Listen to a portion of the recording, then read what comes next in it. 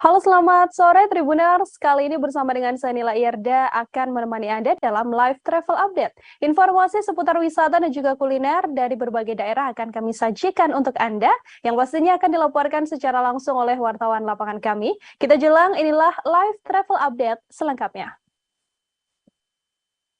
Kita awali dengan informasi yang pertama, Tribuners, siapa sangka bahwa ada makanan khas Palembang yang hanya ada saat momen Agustusan, tepatnya di Hari Kemerdekaan Indonesia. Satu di antaranya adalah telok ukan yang merupakan makanan ciri khas warga Palembang. Selain itu ada jenis makanan ciri khas Palembang lain, yakni seperti telok abang, kemudian telok ukan, telok pindang, serta ketan sapit dan juga bongkol. Untuk mengetahui bagaimana informasi lebih lengkapnya, sudah ada Widya, wartawan Tribun Sumsel yang akan memberikan informasi lebih lengkapnya untuk Anda. Halo, selamat sore. Widya, silakan dengan laporannya. Halo, selamat sore, Widya.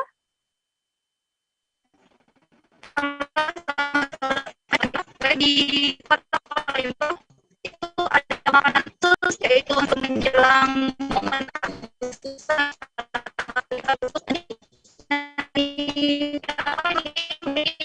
jadi ada makanan yang khusus itu adalah abang pindang sapi.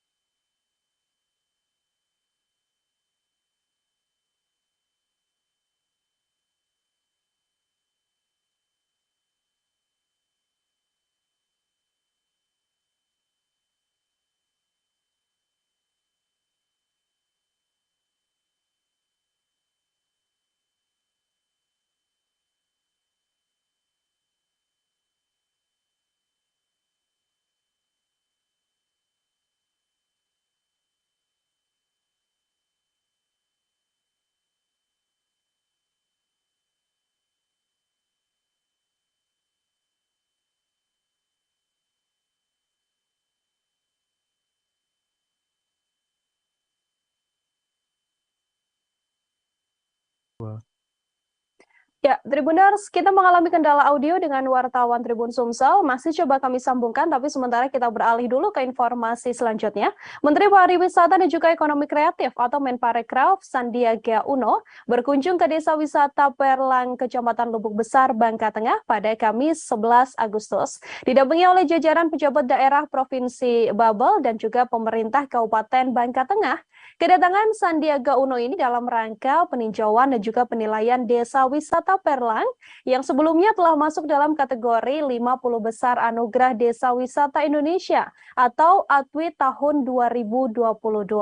Tampak Sandiaga Uno ini mengenakan kaos polo dan dalam kunjungannya berawal ke sebuah rumah panggung khas masyarakat Bangka Belitung. Untuk mengetahui bagaimana informasi selengkapnya, kita sudah tersambung Tribuners dengan Arya Bima Mahendra, wartawan Bangka Pos yang akan melaporkan lebih lengkapnya untuk Anda. Arya, selamat sore. Silakan dengan laporannya.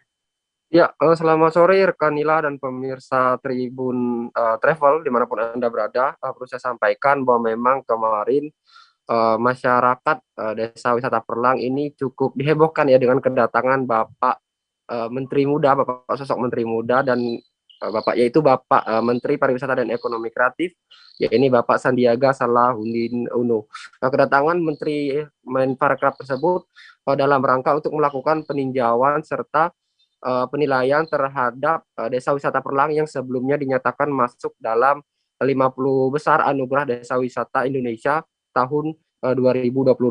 Perlu saya sampaikan bahwa ini adalah pertama kalinya Bapak Sandiaga Uno mengunjungi Desa Wisata Perlang, salah satu yang dimana kunjungan tersebut berawal ke salah satu rumah adat ataupun rumah khas budaya masyarakat Bangka Belitung yang dinamakan dengan rumah panggung. Dalam kunjungan tersebut tampak Bapak Sandiaga Uno ini membeli sejumlah produk kerajinan khas masyarakat Babel, seperti produk kerajinan ini berupa anyaman lentera yang dibuat dari anyaman rotan, dan ada juga sejumlah produk lainnya seperti tas dan peci yang dibuat dari anyaman akar dari pohon resam. Setelah berkunjung ke rumah adat ataupun rumah ciri khas masyarakat Bangka Belitung tersebut, Sandiaga Uno pun pergi ke salah satu destinasi wisata yang ada di Desa Wisata Perlang, yaitu ke Danau Pading, Desa Perlang, Kecamatan Lubuk Besar, Kabupaten Bangka Tengah. Dan perlu saya sampaikan bahwa memang diketahui bahwa Bapak Sandiaga Uno ini sendiri sudah sejak lama ya ingin berkunjung ke Danau Pading ini, karena memang beberapa tahun lalu wisata Danau Pading ini sempat viral di media sosial TikTok, bahkan langsung dinotis ataupun dikomen langsung oleh Bapak Sandiaga Uno melalui akun TikToknya. Dalam kesempatan tersebut, Bapak Sandiaga Uno tampak melihat panorama yang disajikan di Danau Pading, yang memang danau tersebut menampilkan air yang sangat jernih dengan warna hijau kebiruan, dengan background ataupun landmark berupa hamparan bukit Pading yang megah. Dirinya pun tampak takjub setelah mengetahui bahwasanya danau Pading tersebut merupakan danau buatan dari bekas pertambangan timah sejak beberapa tahun lalu, yang saat ini memang sudah tidak aktif lagi. Bapak Sandiaga Uno pun turut memuji kreativitas dan antusiasme masyarakat yang dengan gotong royong mau ataupun membangun dan mengembangkan sendiri destinasi wisata yang saat ini cukup viral dan populer bagi masyarakat Bangka Belitung dan masyarakat secara umumnya di seluruh Indonesia.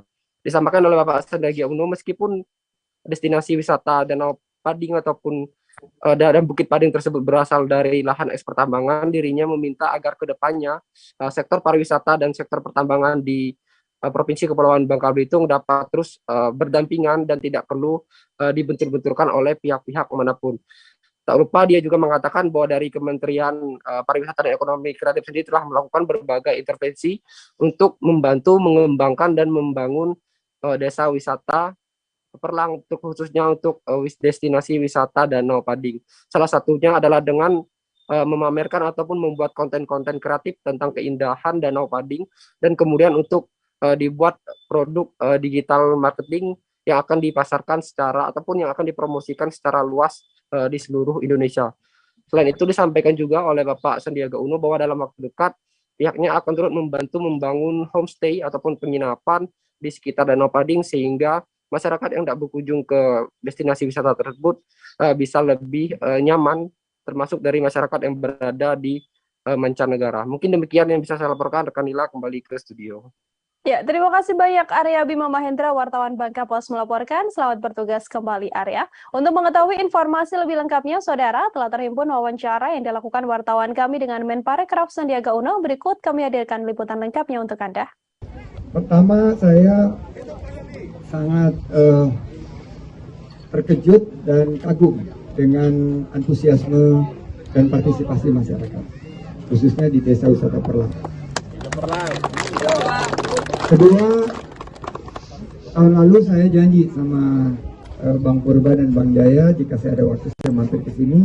Tapi mereka bukan hanya ngajak mampir di sini, tapi membuktikan suatu prestasi bahwa Danau Pading ini menjadi tulang punggung dari Desa Wisata Perlang, dan mereka bisa menembus 50 besar desa wisata terbaik. Nanti dari tim juri silakan menilai. Prof, berapa hari tinggal ini? Jadi Prof nanti akan bersama dengan teman-teman untuk memastikan bahwa Desa Wisata Perlang ini akan semakin tinggi. Kita akan kurasi, kita akan pastikan bahwa post mining atau pasca tambang itu bukan hanya meninggalkan musibah, tapi kalau dikelola dengan penuh hikmah akan menjadikan berkah.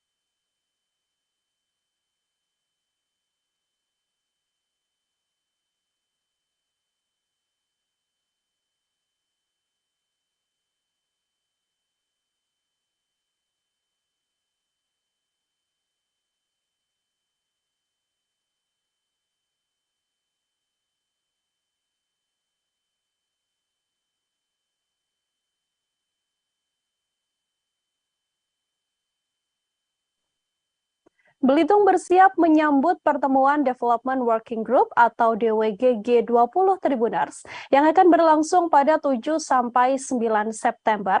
Satu di antaranya adalah dengan menyiapkan destinasi wisata yang akan dikunjungi para delegasi dari negara-negara peserta G20.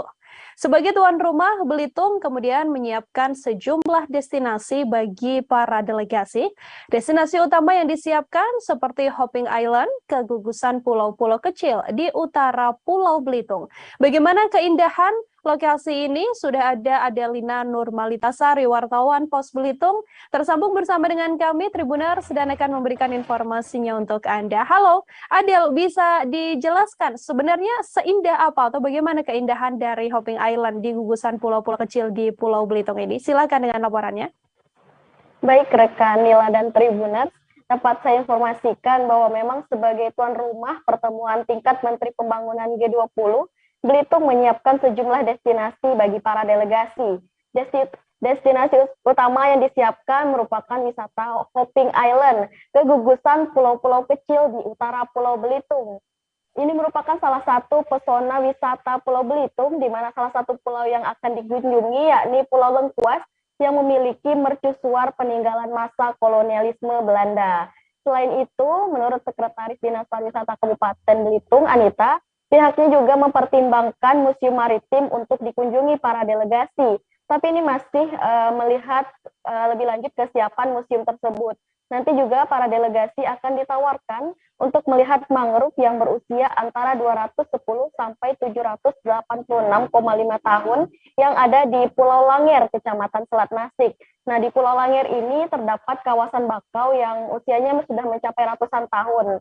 Wisata alam ini sekaligus memperlihatkan kepada delegasi G20 bahwa masyarakat setempat sangat menjaga alam hingga terdapat bakau ratusan tahun yang tetap hidup dan terjaga. Selain destinasi yang telah disiapkan, Belitung sebagai tuan rumah ada pula wisata berbayar yang akan dikelola pelaku wisata yang tergabung dalam ASPI dan ASITA. Di antara beberapa destinasi yang telah disiapkan seperti ada Bukit Peramun, kemudian juga Rimba Alam Bahagia, di mana para delegasi dapat belajar membuat ekoprint, dan juga ada kawasan eks tambang Open Pit Namsalu. Juga destinasi Pantai Burung Mandi dan Kepulauan Buku Limau bagi yang punya minat khusus menyelam. Demikian rekan Nila. Baik, terima kasih banyak Adelina, wartawan Pos Belitung atas informasi Anda. Selamat bertugas kembali, Adel. Kita ke informasi lain, Tribuners, Taman Rakyat Sabak adalah salah satu ikon wisata Kabupaten Tanjung Jabung Timur. Taman ini terletak di area kompleks perkantoran Bupati Kabupaten Tanjung Jabung Timur, Kecamatan Muara Sabak. Selain memiliki panorama yang cukup indah, taman ini juga memiliki pepohonan yang rindang, serta memiliki danau yang juga tak kalah indah. Masyarakat sekitar juga seringkali menjadikan wisata ini menjadi tempat berolahraga Tribuners. Karena pemerintah setempat membuat jogging track sepanjang 1 km, mengelilingi danau dan juga keteduhan karena pepohonan yang rindang. Sudah ada Rifani Halim, wartawan Tribun Jambi tersambung bersama dengan kami dan sudah siap dengan informasinya untuk Anda. Halo, selamat sore Rifani, silahkan dengan laporannya. Ya, terima kasih. Dapat saya sampaikan, Taman Rakyat Muara Sabak ini terletak di Kecamatan Muara Sabak Barat di kawasan kompleks perkantoran kantor Bupati Tanjung Jabung Timur. Nah, Tribuners, dapat kita sampaikan juga menyajikan alam nan asri dan tanaman yang rindang. Taman Kompleks Perkantoran Muara Sabak Kabupaten Tanjung Jabung Timur ini memiliki kawasan yang cukup luas dan memiliki spot di beberapa kompleks di perkantoran, ya. Salah satunya yang dapat kita lihat saat ini itu berada di areal kawasan TK, kemudian juga ada di kawasan jogging track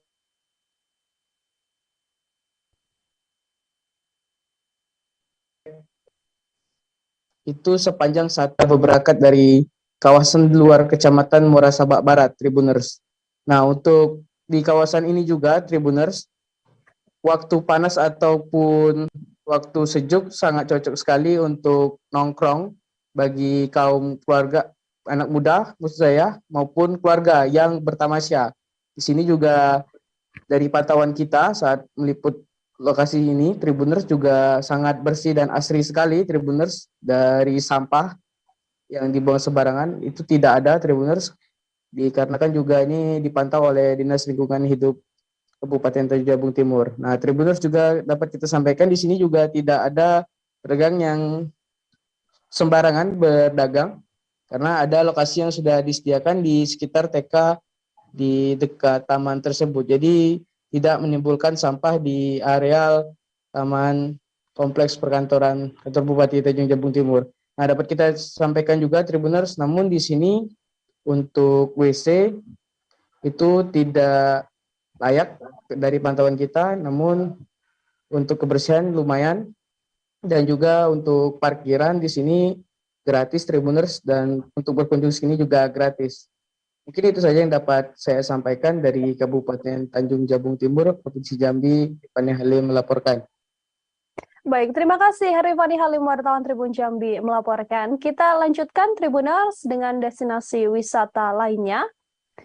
Wisata Tanjung Rapah Pelangi yang ada di Desa Bobanehena adalah salah satu tempat wisata yang merupakan favorit warga Halmahera Barat. Wisata Tanjung Papa Pelangi ini terletak di Desa Bobanehena, Kecamatan Jailolo, Kabupaten Halmahera Barat. Pasalnya, wisata Rapah Pelangi memiliki lokasi yang cukup strategis serta fasilitasnya yang bisa terbilang lumayan. Fasilitas yang ada di Tanjung Rapah Pelangi ini diantaranya adalah gazebo, kemudian ada juga rumah makan, dan juga cottage untuk pengunjung yang ingin bermalam. Sudah ada wartawan kami, Faisal Amin dari Tribun Ternate, Tribuners yang akan memberikan informasi lebih lengkapnya untuk Anda. Selamat sore Faisal, silakan dengan laporan Anda. Ya, Faisal, selamat sore. Ya, selamat sore.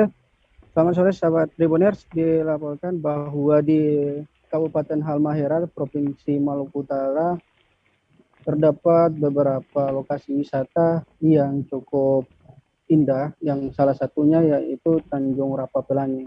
Tanjung Rapah Pelangi ini merupakan tempat wisata yang menjadi favorit bagi warga di Kabupaten Halmahera maupun warga yang dari luar Kabupaten Halmahera Barat yang datang di Halmahera Barat. Tempat ini selalu dikunjungi.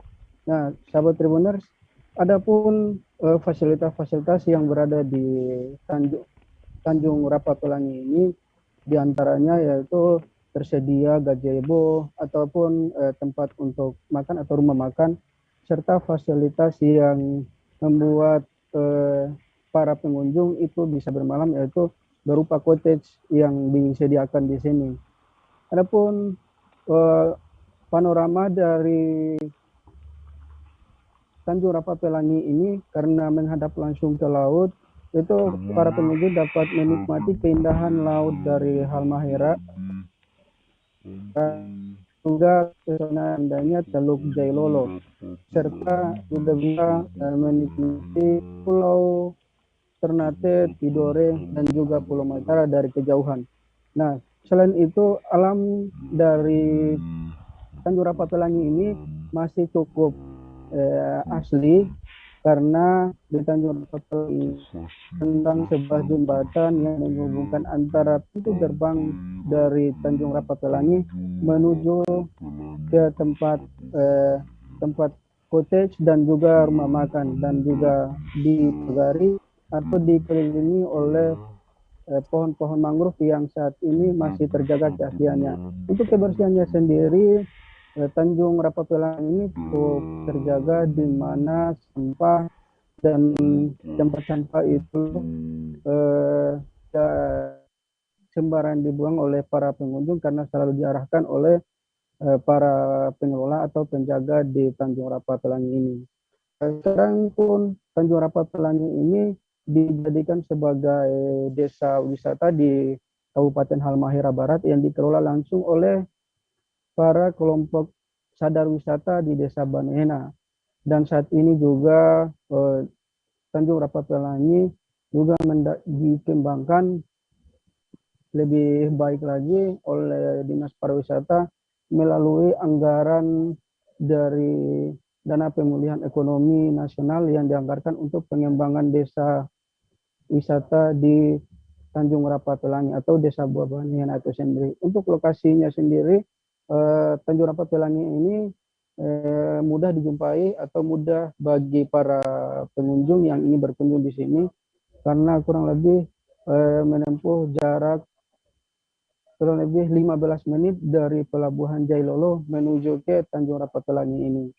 Ya, sekedar informasi sahabat Tribuners bahwa untuk menginap di cottage Tanjung Rapapelangi ini para pengunjung itu bisa hanya membayar 350.000 untuk per malamnya. Nah, selain itu perlu diinformasikan juga bahwa di Halmahera Barat selain Tanjung Rapapelangi ada juga beberapa destinasi wisata yang menjadi rekomendasi bagi para pengunjung yang ingin datang di Halmahera Barat. Di antaranya ada juga di Pantai Lapasih yang juga menjadi salah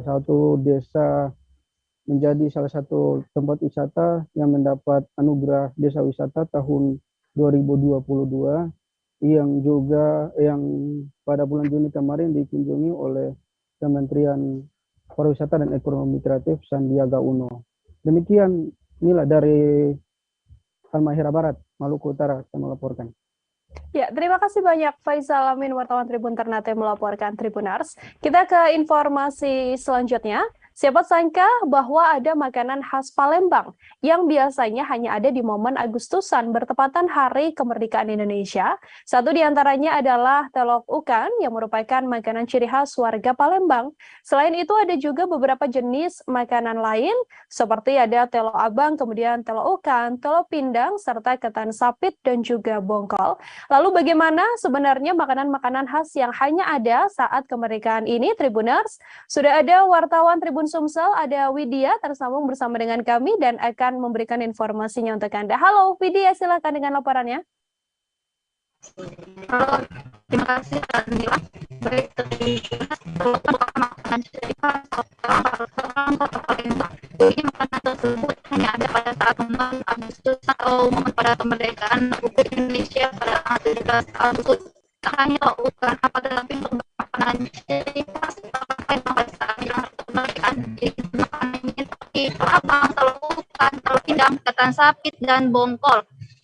Nah, telur ini merupakan makanan pada setiap tahunnya untuk menjelang kemerdekaan Indonesia yang hanya berjualan di sekitaran sepanjang Jalan Merdeka atau tempat itu dengan kantong wali kota Palembang.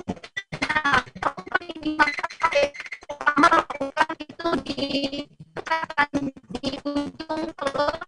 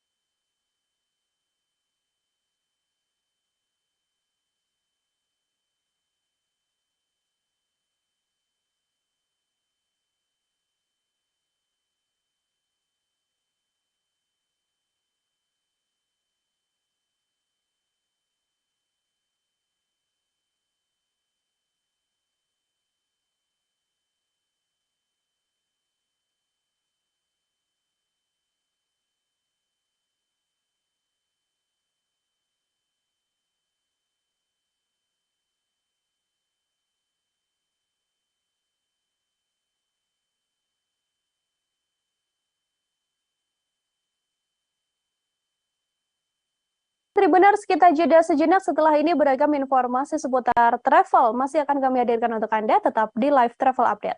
Antara daerah hujan dan tidak hujan yang biasanya terjadi pada fase awal mature stage atau tahap berbahaya itu Kang. Jadi mulai artinya terjadinya perlembekan. Nah itu untuk penetrasi akan sulit gitu ya. Dok, saya ini menurut saya memang tidak mudah, bukan urusan tanah diambil. Kalau misalnya Amerika Serikat sekarang, Rasulullah mengatakan dalam sebuah hadis bahwa berpuasa di 6 hari Syawal itu. Oke, apa kabar Bang Ariski di sini untuk strateginya? Kalau saya sendiri di Jumik 37 ini yang semalam baru mulai, saya udah sebenarnya aku nggak ngerasain penangkapan atau penggerebegan atau apapun itu, karena gini loh, posisinya aku kriteria. Jadi kita mengenal disebut dengan stroke yang tidak berdarah dengan stroke yang berdarah. Stroke yang tidak berdarah itu biasanya ditandai dengan adanya penyumbatan. Kalau itu terjadi di sini mungkin pikirnya tidak ke situ kali ya, tapi kalau di Korea atau di Kamboja itu ada beberapa paper yang saya itu mas, ya, dulunya tukang koran. Oh gitu ya. Tukang koran. Ya, saya baca ya, Pak. Tuh kan pernah baca kan? Ya. Jadi kalau saya jadi tanggam itu udah bersyukur banget. Si anak ini dijadikan sebagai tersangka begitu. Ya, kalau ini kita bicara yang di luar kasus Bongombo ya, dengan nama hujan shower, di mana terdapat batas jelas antara daerah hujan dan tidak hujan yang biasanya terjadi pada fase awal mature stage atau tahap berbahaya dewasa. itu Kang.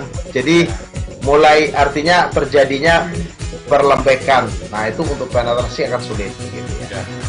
Dok, saya ini menurut saya memang tidak mudah, bukan urusan tanah diambil. Kalau misalnya Amerika Serikat sekarang, Rasulullah mengatakan dalam sebuah hadis bahwa berpuasa di 6 hari Syawal itu. Oke, apa kabar Bang Ariski di sini untuk strateginya? Kalau saya sendiri di Jumik 37 ini yang semalam baru mulai, saya udah sebenarnya aku nggak ngerasain penangkapan atau penggerebegan atau apapun itu, karena gini loh, posisinya aku kriteria. Jadi kita mengenal disebut dengan stroke yang tidak berdarah dengan stroke yang berdarah. Stroke yang tidak berdarah itu biasanya ditandai dengan adanya penyumbatan. Kalau itu terjadi di sini mungkin pikirnya tidak ke situ kali ya, tapi kalau di Korea atau di Kamboja itu ada beberapa paper yang saya itu mas, ya, dulunya tukang koran. Oh gitu ya. Tukang koran. Ya, saya baca ya, Pak. Tuh kan pernah baca kan? Ya. Jadi kalau saya jadi tanggam itu udah bersyukur banget. Si anak ini dijadikan sebagai tersangka begitu. Ya, kalau ini kita bicara yang di luar kasus Bongombo ya, dengan nama hujan shower, di mana terdapat batas jelas antara daerah hujan dan tidak hujan yang biasanya terjadi pada fase awal mature stage atau tahap berbahaya dewasa. itu Kang. Jadi mulai artinya terjadinya perlembekan. Nah itu untuk penetrasi akan sulit. Gitu ya. Dok, saya ini menurut saya memang tidak mudah, bukan urusan tanah diambil. Kalau misalnya Amerika Serikat sekarang, Rasulullah mengatakan dalam sebuah hadis bahwa berpuasa di 6 hari Syawal itu. Oke, apa kabar Bang Ariski di sini untuk strateginya? Kalau saya sendiri di Jumik 37 ini yang semalam baru mulai, saya udah sebenarnya aku nggak ngerasain penangkapan atau penggerebegan atau apapun itu, karena gini loh, posisinya aku kriteria. Jadi kita mengenal disebut dengan stroke yang tidak berdarah dengan stroke yang berdarah. Stroke yang tidak berdarah itu biasanya ditandai dengan adanya penyumbatan. Kalau itu terjadi di sini mungkin pikirnya tidak ke situ kali ya, tapi kalau di Korea atau di Kamboja itu ada beberapa paper yang saya itu mas, ya, dulunya tukang koran. Oh gitu ya. Tukang koran. Ya, saya baca ya, Pak. Tuh kan pernah baca kan? Ya. Jadi kalau saya jadi tanggam itu udah bersyukur banget. Si anak ini dijadikan sebagai tersangka begitu. Ya, kalau ini kita bicara yang di luar kasus Bongombo ya, dengan nama hujan shower, di mana terdapat batas jelas antara daerah hujan dan tidak hujan yang biasanya terjadi pada fase awal mature stage atau tahap berbahaya dewasa. itu Kang. Jadi mulai artinya terjadinya perlembekan. Nah itu untuk penetrasi akan sulit. Gitu ya. Dok, saya ini menurut saya memang tidak mudah, bukan urusan tanah diambil. Kalau misalnya Amerika Serikat sekarang, Rasulullah mengatakan dalam sebuah hadis bahwa berpuasa di 6 hari Syawal itu. Oke, apa kabar Bang Ariski strateginya di akhir? Kalau saya sendiri di game week 37 ini yang semalam baru mulai, Apa yang saya dirasakan udah Kak Fernita? Sebenarnya aku nggak ngerasa itu penangkapan atau penggerebegan atau apapun itu, karena gini loh, posisinya aku Kriteria. lagi main. Jadi kita mengenal disebut dengan stroke yang tidak berdarah dengan stroke yang berdarah. Stroke yang tidak berdarah itu biasanya ditandai dengan adanya penyumbatan. Kalau itu terjadi di sini mungkin pikirnya tidak ke situ kali ya. Tapi kalau di Korea atau di Kamboja itu ada beberapa paper yang Saya itu mas, dulunya tukang koran. Oh gitu ya. Tukang koran. Ya, saya baca itu Pak. Tuh kan, pernah baca kan? Ya. Jadi kalau saya jadi pangdam, itu udah bersyukur banget. Kak, si anak ini dijadikan sebagai tersangka begitu? Ya, kalau ini kita bicara yang di luar kasus Sebongombo ya, dengan nama hujan shower, di mana terdapat batas jelas antara daerah hujan dan tidak hujan yang biasanya terjadi pada fase awal mature stage atau tahap Berbahaya dewasa. itu Kang. Jadi mulai artinya terjadinya perlembekan. Nah itu untuk penetrasi akan sulit gitu ya. Dok, saya menurut saya memang tidak mudah, bukan urusan tanah diambil. Kalau misalnya Amerika Serikat sekarang, Rasulullah mengatakan dalam sebuah hadis bahwa berpuasa di 6 hari Syawal itu.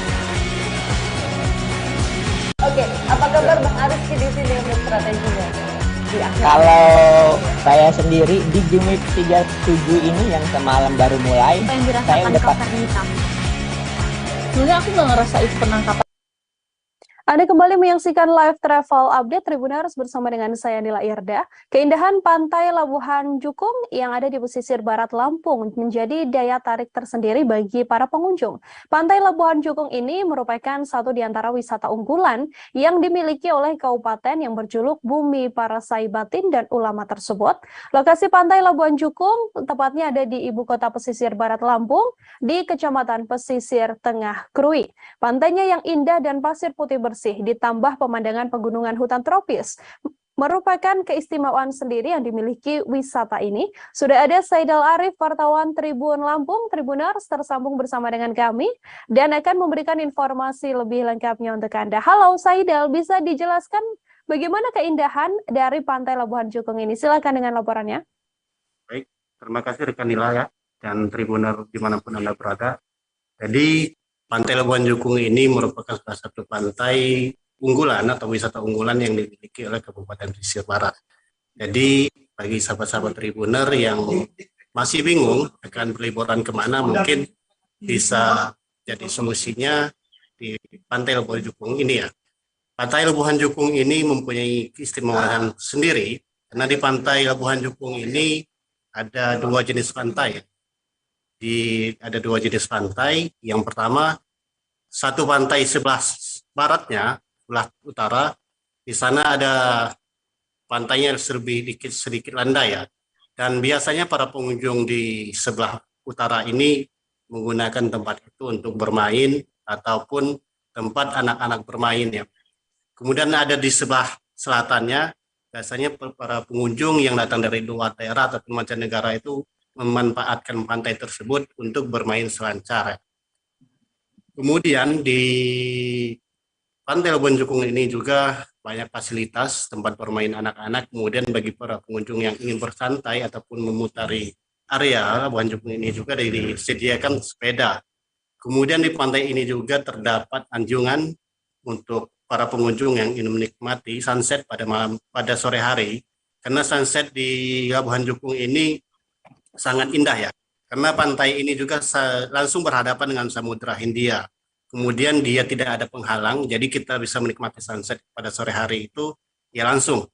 Kemudian di pantai ini juga terdapat banyak ciri khas ataupun makanan daripada pesisir barat Lampung ya. Di antaranya ada sate tuhuk ataupun ikan blue marlin juga terdapat di sini. Kemudian terdapat juga pandap dan lain-lain. Jadi Pantai Labuhan Jukung ini memang sudah cukup terkenal sampai mancanegara karena memang pada setiap musim liburan atau hari lebaran atau hari-hari besar lainnya, pantai ini memang selalu dipadati oleh para pengunjung ya. Jadi bagi sahabat-sahabat Tribuner yang ingin berkunjung ke Lampung, mungkin kurang lengkap rasanya kalau tidak berkunjung ke Pantai Labuhan Jukung ini. Demikian rekan Nila yang bisa saya laporkan. Ya, terima kasih Saidal Arif, wartawan Tribun Lampung atas laporannya. Tribuners, salah satu rekomendasi tempat wisata yang ada di Lampung dengan pantainya yang indah dan juga pasir putih bersih dengan pemandangan pegunungan hutan tropis. Kita ke informasi lainnya, Tribuners berkunjung ke Pantai Pasir Putih lagi-lagi kali ini di Kelurahan Manokwari Timur, Distrik Manokwari Timur, Papua Barat. Tidak lengkap rasanya kalau misalnya Anda tidak menikmati santapan rujak. Rujak di sana merupakan kuliner tradisional yang memadukan buah-buahan dengan bumbu kacang. Seorang pedagang mengatakan bahwa sudah lama berjualan rujak di Pantai Pasir Putih dengan rasa dan cita rasa yang unik. Untuk kualitas rujaknya juga memiliki buah-buahan yang sangat segar. Informasi lebih lengkapnya, Tribuners, Infak Mayor, wartawan Tribun Papua Barat, sudah tersambung bersama dengan kami dan sudah siap dengan laporannya untuk Anda. Halo Infak, silakan dengan laporan Anda. Ya, terima kasih rekan Nila. Yang dapat saya laporkan di saat hari ini, seperti yang Tribuners ketahui bahwa di Pantai Pasir Putih sendiri terdapat makanan atau ciri khas lokal dari Pantai Pasir Putih, yakni rujak. Nah, seorang pedagang bernama Lila dengan usia 32 tahun ini sudah bertahun-tahun berjualan rujak dengan mempertahankan ciri khasnya. Sebagai salah satu dari cara mempertahankan rasa rujak sendiri, Lila berusaha untuk setiap buah yang hendak dipakai tidak lebih dari 2 hari. Artinya, kurang dari 2 hari buah-buahnya akan diganti. Kemudian untuk penggunaan atau gula merah yang dipakai, Lila tidak menggunakannya atau mengambil dari yang beredar di pasar atau tidak didatangkan dari luar Papua, melainkan Lila menggunakan gula merah buatan atau produk lokal dari salah satu tempat yang berada di Distrik Pravi, Kabupaten Manokwari. Menurut Lila, gula merah produk lokal lebih memiliki cita rasa yang nikmat dibandingkan dengan gula merah yang berada di pasaran. Lila juga mengaku bahwa setiap harinya jika cuaca baik atau cerah, dia mendapatkan kunjungan yang banyak dan juga di hari libur. Tetapi jika cuaca buruk atau hujan, pengunjung atau konsumen yang datang ke Pondok Lila sepi. Lila menjelaskan bahwa dalam 2 hari untuk membeli buah, ia harus mengeluarkan uang sebesar 200.000 untuk mendapatkan buah-buah yang segar demi menjaga kualitas dan cita rasa daripada pasir putih sendiri. Karena perlu diketahui bahwa Tribuners di Kota Manokwari, rujak pasir putih sama dengan cita rasanya. Jika Tribuners berkunjung ke Pantai Pasir Putih, letaknya di Kelurahan Manokwari Timur, Distrik Manokwari Timur, Papua Barat, jangan lupa untuk mencicipi rujak khas pasir putih. Dan Ibu Lila sendiri berjualan dari jam 9 pagi hingga jam 6 sore. Ibu Lila tidak dibantu, kadang-kadang jika hari libur dia dibantu oleh suaminya, namun sepanjang minggu ia berjualan sendiri. Mungkin yang dapat saya laporkan dari Manokwari, saya kembalikan kepada reporter. Terima kasih. Terima kasih kembali Infak Mayor, wartawan Tribun Papua Barat melaporkan Tribuners. Kita lanjutkan dengan informasi selanjutnya. Rumah hantu hadir di Kota Manado dengan mengangkat legenda mistis hantu Songko. Hantu Songko konon berasal dari daerah Sangihe dan kemudian sering muncul di daerah pelosok Manado, Sulawesi Utara. Menurut mitosnya, Songko sendiri sering disebut sebagai jelmaan dari seseorang yang menuntut ilmu hitam untuk mendapatkan kecantikan atau ketampanan. Sudah ada Ferdi Gohukuku, wartawan Tribun Manado, Tribuners yang sudah tersambung bersama dengan kami dan akan memberikan informasinya untuk Anda. Halo Ferdi, silakan dengan laporannya. Oke, selamat sore Tribuners dan rekan Nila yang ada di studio. Seperti yang dikatakan rekan Nila dari studio bahwa di Kota Manado hadir kegiatan rumah hantu yang dilaksanakan sejak 5 Agustus dibuka grand openingnya dan akan berakhir pada bulan September mendatang. Nah, kegiatan ini memang dilakukan di beberapa kota. Sebelum dilakukan di Manado, kegiatan ini sudah dilakukan di Makassar.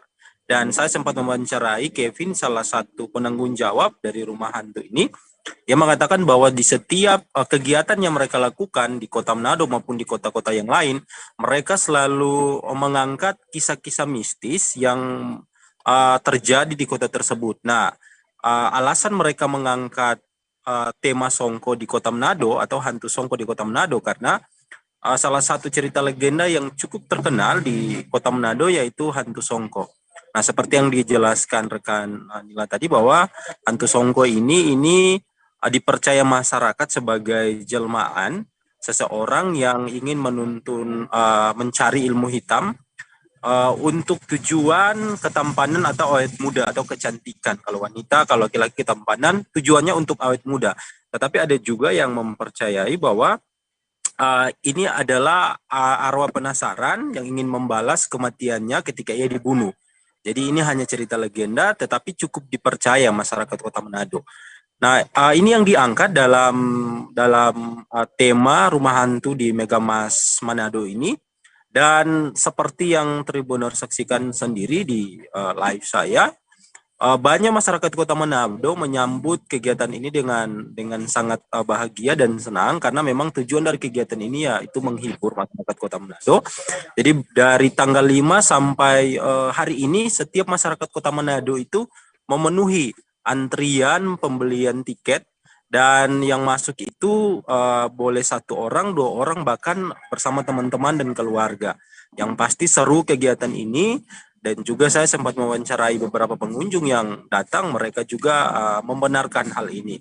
Ketika mereka masuk, ada suasana senangnya, ada juga suasana mencekam, karena ketika masuk mereka bertemu dengan hantu di dalam rumah hantu ini, dan mereka juga sempat memberi pesan kepada masyarakat khusus Kota Manado yang mempunyai sakit jantung, jangan coba-coba untuk masuk, karena bisa saja terjadi hal yang tidak diinginkan karena di depan itu, di dalam usaha itu suasananya sangat seram.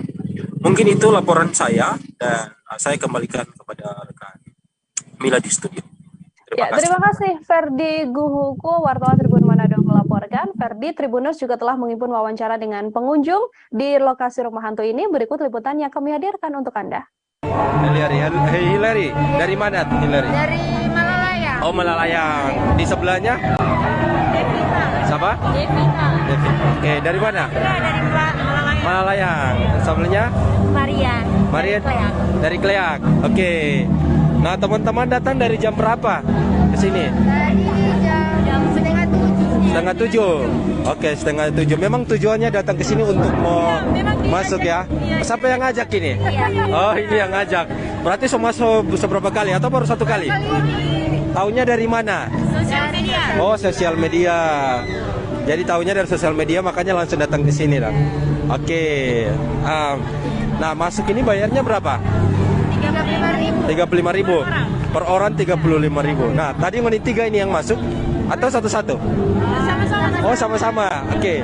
Nah, kamu tanya perasaannya kalian ketika masuk di dalam itu seperti apa ketika melihat hantu yang ada di dalam?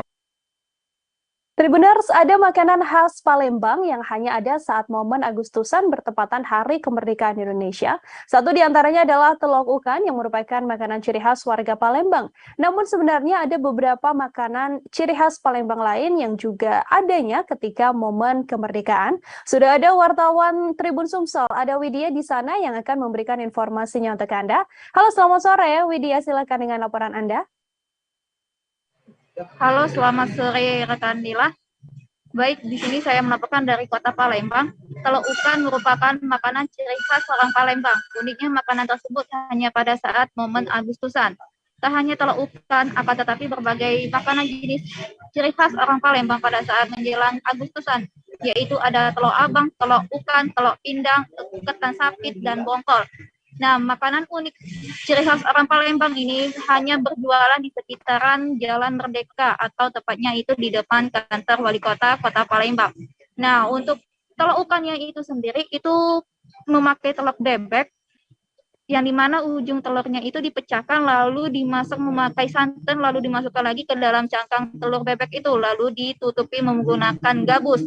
Nah, untuk telur abangnya sendiri itu hanya direbus lalu dikasih pewarna abang atau pewarna merah kata bahasa Indonesianya. Nah, kalau telur abang ini itu dipakai untuk perahu atau kapal terbang yang terbuat dari gabus. Untuk harganya sendiri telur ukan itu 5.000 dan telur abang itu 35.000 dan telur pindang 5.000 dan yang lainnya 5.000, akan tetapi untuk telur abangnya aja yang 35.000. Nah, para pedagang ini mengais raup keuntungan yang sangat besar sehingga dia bisa mencapai harga 300.000 per harinya. Karena orang Palembang untuk menjelang momen Agustusan selalu membeli telur abang dan telur ukan di sepanjang Jalan Merdeka Kota Palembang. Baik, rekan Nila.